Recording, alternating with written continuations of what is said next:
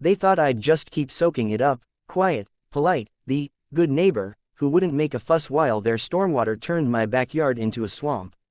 They were wrong. When I finally sent every drop back where it came from, it didn't just flood their lawn, it exposed lies, lawsuits, and a secret buried under the entire neighborhood.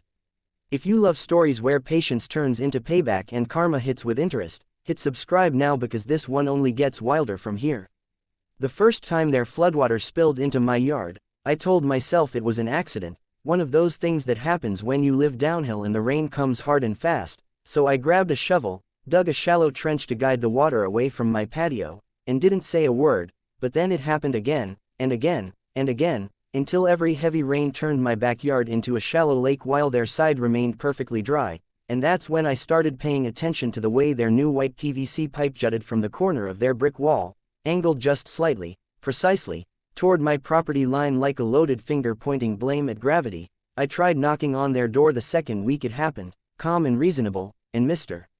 Talbot answered with a tight smile that didn't reach his eyes, insisting it was natural drainage, and that water flows where it flows, as if nature had personally reviewed the property survey and decided my grass needed drowning. And when I mentioned the pipe, he shrugged and said it was up to code, professionally installed, nothing to discuss, but I'd grown up watching my father fix things other people tried to ignore, and I knew the difference between runoff and redirection, so I bought a cheap rain gauge, set up a security camera facing the property line, and waited for the next storm like a fisherman setting bait. And when the clouds finally cracked open, I watched from my kitchen window as a solid, pressurized stream burst from their pipe in a smooth arc and splashed into my yard with enough force to carve a muddy crater, not random, not incidental, but engineered, and I felt something inside me shift from annoyance to resolve. I gathered footage from 3 separate storms, documented the pooling depth with a measuring stick, and called the city's stormwater department, only to be told it would take weeks for an inspection due to backlog, and meanwhile the flooding continued,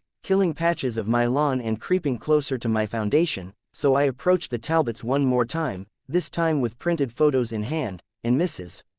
Talbot laughed, actually laughed, and said if I didn't like living downhill maybe I should move somewhere flatter, and that was the moment the polite neighbor in me quietly packed his bags. I didn't yell, I didn't threaten, I simply thanked them for their time and went home to study the topography map attached to my closing documents, and what I found was interesting. The original grading plan for the subdivision showed a shared drainage swale running between our properties, but sometime in the last 2 years it had been filled and leveled on their side, which meant the water no longer had its intended path, which meant their natural runoff story was built on recently moved dirt. So I hired a civil engineer for a consultation, a quiet woman named Dana who walked the boundary with a laser level and confirmed what I suspected. Their pipe, combined with the altered grading, concentrated stormwater discharge beyond acceptable residential limits. In plain English, they weren't just careless, they were redirecting. Dana mentioned I could pursue a complaint, maybe even civil action, but lawsuits are slow and expensive, and while I considered it,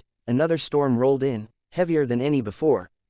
And I stood under my porch watching that pipe roar like a fire hose, watching my yard surrender inch by inch, and I realized something simple: water may follow gravity, but gravity can be persuaded. The next week I began digging, not a petty trench but a carefully measured channel lined with gravel and concealed beneath decorative stone, sloping subtly along my fence before curving back toward the lowest corner of the Talbots' yard, where their precious new sod met the edge of the old swale they'd buried, and at the terminus I installed a discreet catch basin connected to a solid drain pipe that ran underground like a secret, and I made sure everything sat entirely within my property line, documented, permitted, inspected, because if this turned into a battle I intended to fight it clean. When the forecast predicted a major downpour, I almost felt nervous, not about whether it would work but about what it would start, and as the rain hammered down I watched the familiar surge blast from their pipe into my yard, only this time it didn't pool, it flowed, sliding along the hidden gradient I'd carved, gathering momentum, disappearing into the grate, traveling unseen beneath the fence, and then, seconds later, re-emerging in the Talbots' low corner in a wide, enthusiastic gush that spread across their new sod like a mirror image of every swamp they'd gifted me. And I won't pretend I didn't feel a grim, private satisfaction when I saw Mr. Talbot rush outside in slippers, staring in disbelief at the water blooming across his lawn. He pounded on my door within minutes, soaked and furious, accusing me of sabotage, but I calmly showed him the permit paperwork and explained that I'd merely improved drainage on my own property, that water flows where it flows, and for the first time his confidence faltered, because the physics he'd hidden behind were now working in reverse. What I didn't anticipate was the escalation that followed, because instead of correcting their pipe, they doubled down, filing a complaint with the Homeowners Association claiming I'd installed an unsightly water diversion system, which would have been laughable if it weren't irritating, and at the WA meeting I presented my engineer's report, my inspection approval, and video footage of their discharge, and the room grew very quiet as neighbors began whispering about their own minor flooding issues since the Talbots' landscaping project, and that's when the twist surfaced, because an older resident stood up and mentioned that the original developer had warned against altering the swale due to a larger retention design beneath the neighborhood,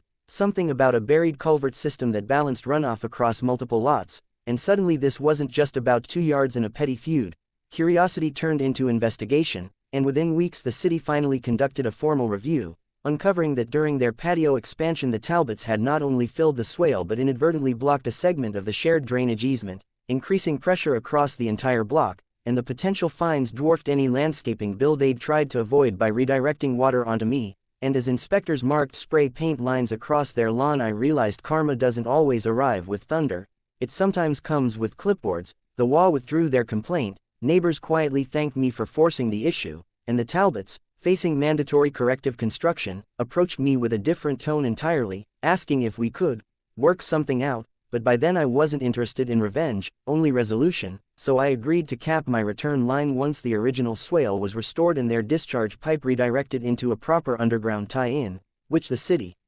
required anyway, and over the next month their yard was torn open, trenches dug, culvert exposed like a buried artery finally allowed to breathe, and when the next storm came the water flowed evenly between properties, dispersing as designed, no arcs, no geysers, no backyard lakes. You'd think that would be the end, but one final twist waited beneath the mud, because during excavation contractors discovered that the larger culvert fed into a retention basin bordering undeveloped land the Talbots had quietly been negotiating to purchase, intending to flip it once values rose, and their swale fill hadn't just been about convenience, it was an attempt to reshape drainage patterns before submitting expansion plans, something that could have shifted liability away from future construction. And when that detail reached the WA board the tone shifted from neighborly dispute to potential fraud, and suddenly the couple who'd laughed at my soggy lawn were hiring attorneys. I didn't celebrate, not outwardly, but I did stand on my porch during that final rainstorm and watch the water behave the way it always should have, moving gently, evenly, respecting lines drawn on paper long before we moved in, and I thought about how easily small selfish decisions ripple outward, how quickly they gather force when unchecked, and how sometimes the simplest response isn't to absorb the flood but to redirect it, calmly, legally, undeniably, back to its source. The Talbots eventually sold their house the following spring, the listing never mentioning drainage, and the new owners introduced themselves with homemade cookies and a promise to keep things cooperative, and as we shook hands I felt something close to closure, because this was never about soaking them in return, it was about refusing to drown quietly, about understanding that boundaries matter even when they're invisible, and about learning that patience doesn't mean weakness, it means choosing the right moment to let gravity do the talking.